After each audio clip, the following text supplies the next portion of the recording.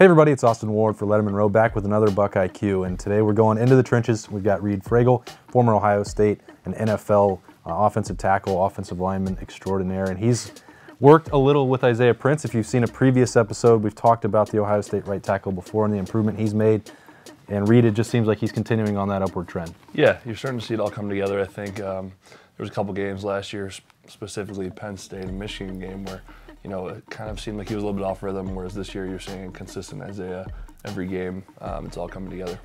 When you look at a huge game like this for Ohio State, Isaiah obviously didn't succeed that first time around at Penn State.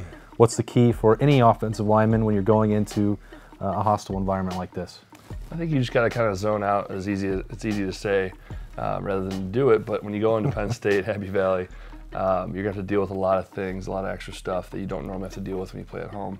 That being said, you just got to focus on your game, do what you know, do best, and I think the Buckeyes are well prepared for that.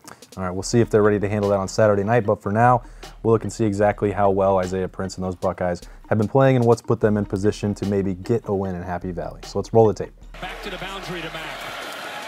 Play action from the pocket. It's clean. Downfield shot from Mack. Leaping play. Catch at the 2-yard line. All right, Reed, sometimes it can be hard for an amateur like me to pick out plays to break down, but this was early in the TCU game, and one of the things I know, if you're going to throw deep, you need to have good protection. So TCU's fresh. Dwayne Haskins wants to go deep. What happens up here to give him that opportunity?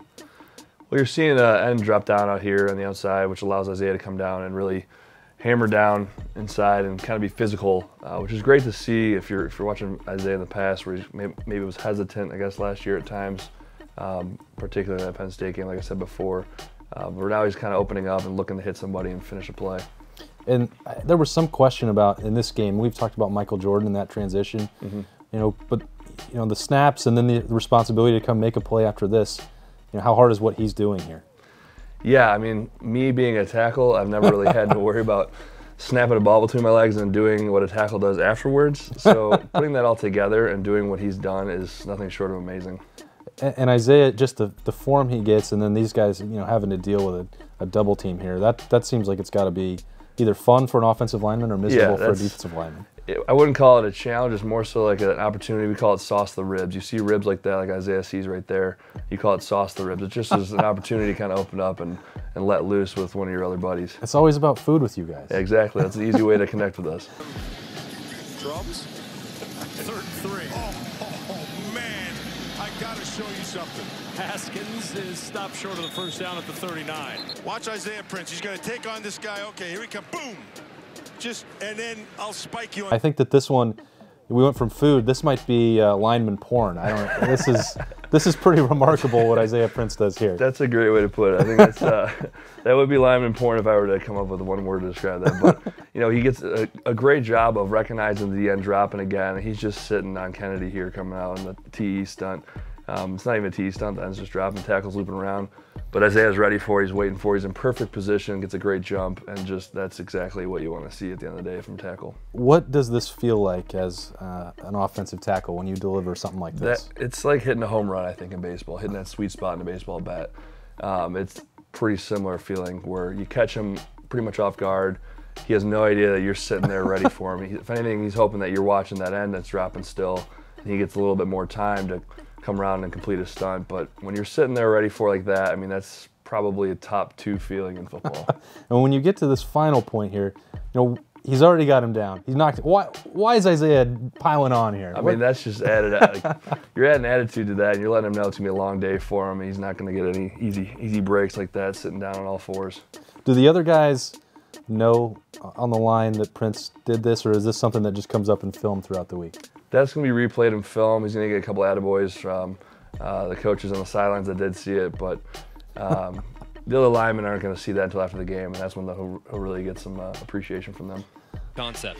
Haskins yet to throw an incompletion on third down. 6 of 6 gets drilled here and throws a pick. Sean Wilson with the interception for Oregon State. And he breaks tackles.